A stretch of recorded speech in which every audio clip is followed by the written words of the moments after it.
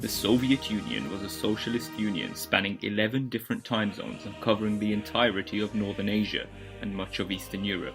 A union forged through toughness and grit, people who were accustomed to multiple environments and landforms. A country that would instill fear in the hearts of all of its opponents.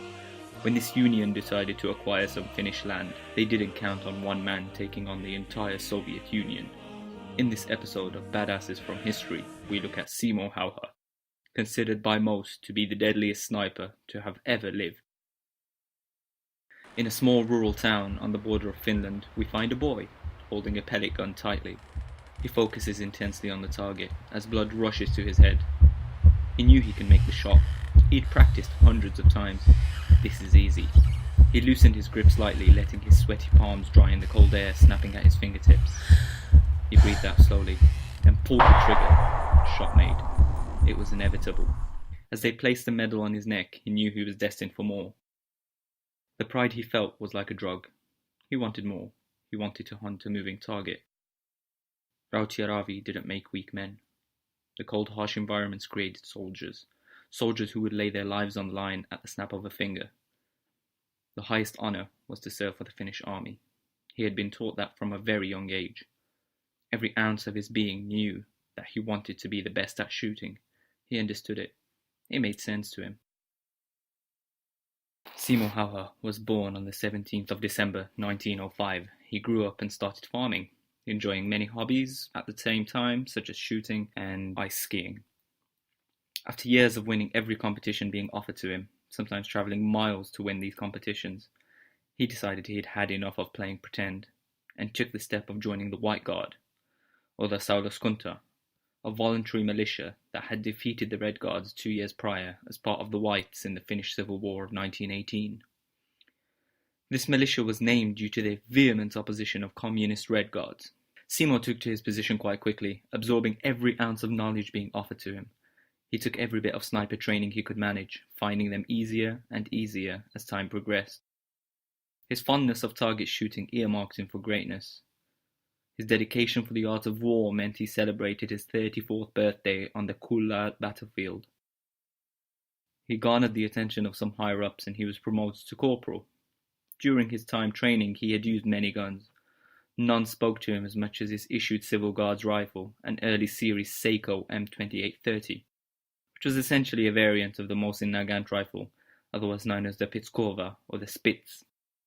This particular weapon sealed the fate of over 500 Red soldiers in under 100 days. He enjoyed this weapon, as he had practiced with it for years. He knew every inch of its body. He knew how to clean it and how to use it and how reliable it was.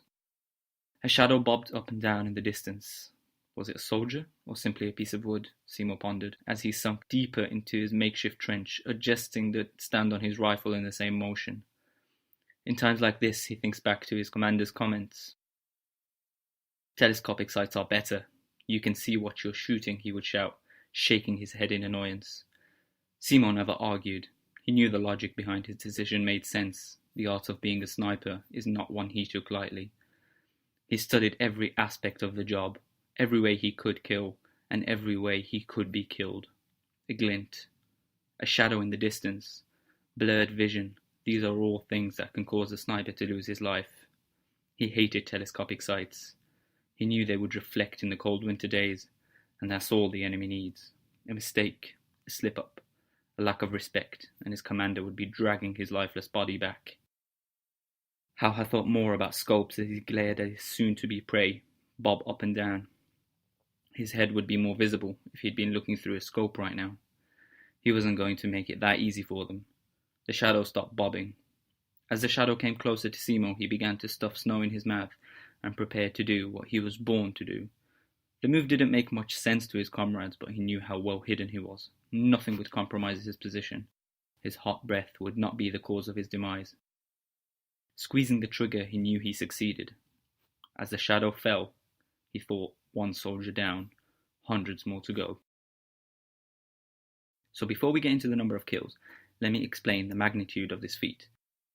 So an American study found that an average of 7,000 rifle caliber shots were needed to achieve about one combat kill on average during the First World War. Now, as I list the number of kills by White Death, try to keep account of how many shots were needed according to this study. The first 22 days of the Winter War caused a frenzy within Simo Ha to wake up. His fellow soldiers counted his kills. In the first 22 days, they counted 138 confirmed sniper kills. The following 35 days was 61 more kills. And the last 22 days was 20 more kills. Were you counting? If you did count, the number that you should have come up with was 13,550,000 bullets. However, Ha was just as proficient with a submachine gun as he was with the rifle, killing just as many soldiers with that gun as he had done with his rifle. So this led Svensson to award Ha with an honorary rifle Model 28, which he's proudly pictured with. They called him White Death. He hated the name. It put a bigger target on his back. He knew the reason behind it. Propaganda can end this war. It wasn't enough to kill these invaders. They had to win the War of Hearts too. White Death became something the Soviets feared and actively sought to end. In the mad scramble effort to end the life of this White Death, causing Soviet soldiers to desert their post, Soviets used counter-snipers and artillery strikes. Two particular instances spring to mind when thinking of the Russians' efforts to end his life. On one occasion, after Ha had once again killed an enemy sniper with a single shot, the Russians in turn tried to kill him by shooting indirect fire. A mortar bombardment at the vicinity of his firing position. Incredibly, Ha was not wounded or killed, making it out without a scratch. On another occasion, an artillery shell landed near his firing position and tore apart the back of his greatcoat. Ha survived this with only a minor scratch to his back. This man was indestructible.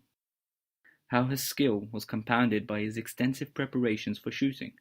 During the night, he would often visit his favorite firing position, making whatever preparations and improvements he felt necessary. His behavior might be described as obsessive because of his dedication to the job at hand. He would clean his weapon much more often than most soldiers, and perform both maintenance operations before and after completing a mission. Especially in the -20-degree temperatures of the Finnish winter, proper gun maintenance was essential to avoid it jamming. Ha's father had taught him a very important hunter's skill, the ability to estimate distances. This was not a skill he was born with.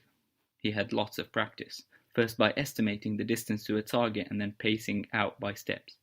In most cases, his estimate was almost perfect. When checking out his estimate, a typical variation from the actual distance was 1 or 2 steps either way at distances of approximately 150 meters. As a young man, he also learned to estimate the effects of wind and rain on shooting conditions in forest. On the 6th of March 1940, he made a mistake. He didn't take every precaution he could, and the Red soldiers made sure he paid the price. It was just another day in the winter forests of Finland. He knew what he had to do. He'd done it hundreds of times. As he picked up the cold snow to stuff in his mouth, he didn't feel the cold snap this time. He felt a searing hot pain and flash before it all turned to black. A well-timed explosive round had found its way to Simo's left cheek, exploding upon impact. It crushed his jaw and removed most of his cheek.